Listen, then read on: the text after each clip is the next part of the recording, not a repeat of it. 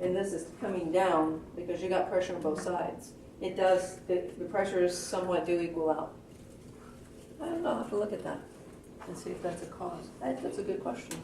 I hadn't thought of that. Because the question is, as far as the valves function, is it mostly muscular that causes them to open and close, or is it pressure that causes them to open and close? Oh, Got her. it's not the pressure. It is the conduction. The electrical, which causes the muscles to function. Yep. So it's not pressure, it's the conduction system, which we're going to do. But the pressure is what could keep them open Yes. a little bit longer than they should. Potentially, yeah. And the conduction system can keep them open. I mean, it depends on what the function is there. Which then causes your dysrhythmias. That's right. Which we're going to get to. So, besides having JVD, what else? Edema. Peripheral edema can occur. What else can occur because of right-sided heart failure? Eventually, but that is down the road. Well, you got edema, JVD, ascites. Ascites is one, because if you think about, we just talked about ascites, what causes ascites to occur? Huh? Yep, hydrostatic and osmotic pressure both. So in this case, it's going to be the hydrostatic pressure, like we had pulmonary edema.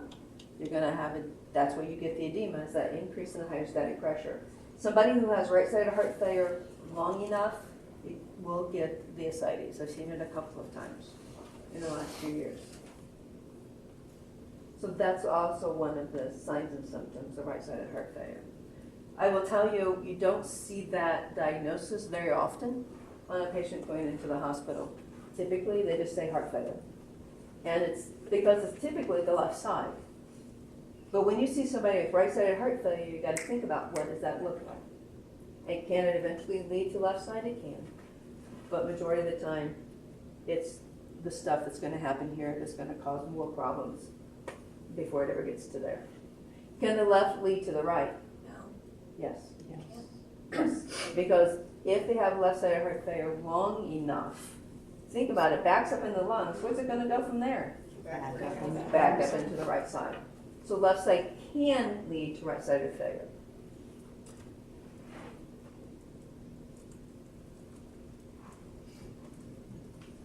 All right, any questions on the flow of blood? You have to understand the normal to understand the abnormal. And then what that looks like.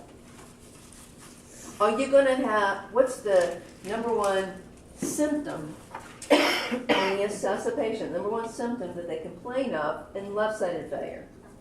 Crackles. Is the person with right-sided failure going to have crackles? No. Because it's backing up. It's here. It hasn't got to the lungs. You cannot have crackles with right-sided failure. Unless it was caused by left side. Unless it was caused by left side.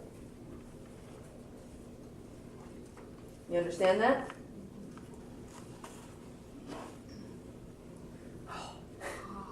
All So right. what happens when there's a leaky valve?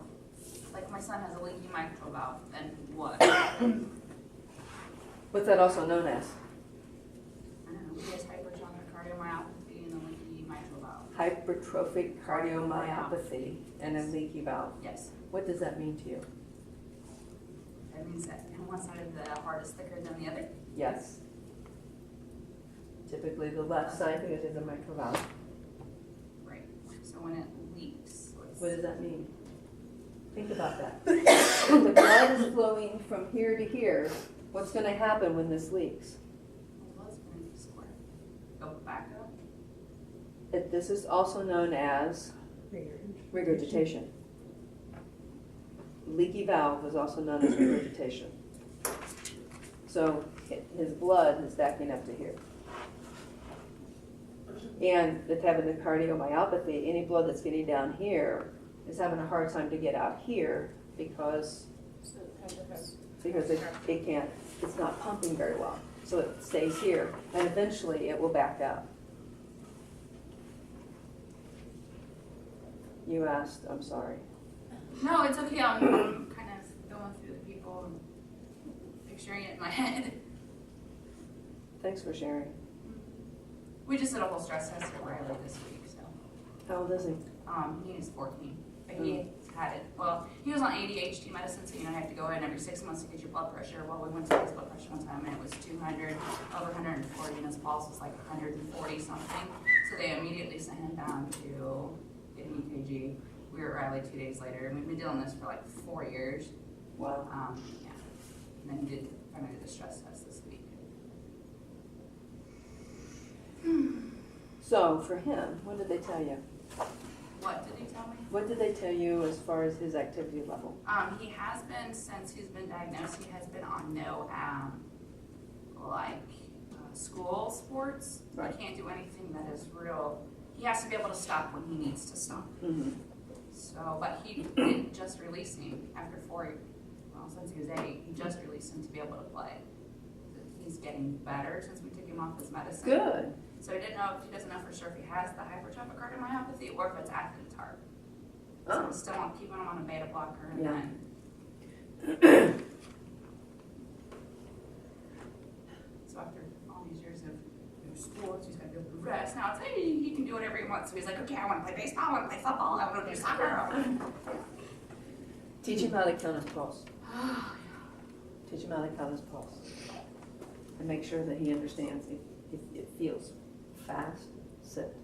If we feel short of breath, sit, because of the backflow. Okay?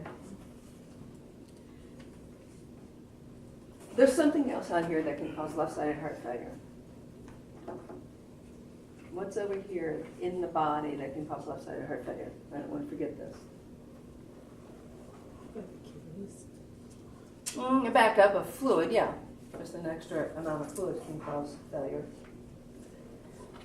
A lot of people have this disorder of the vessels, and it's called, Peripheral vascular disease, which leads to atherosclerosis. hypertension. Atherosclerosis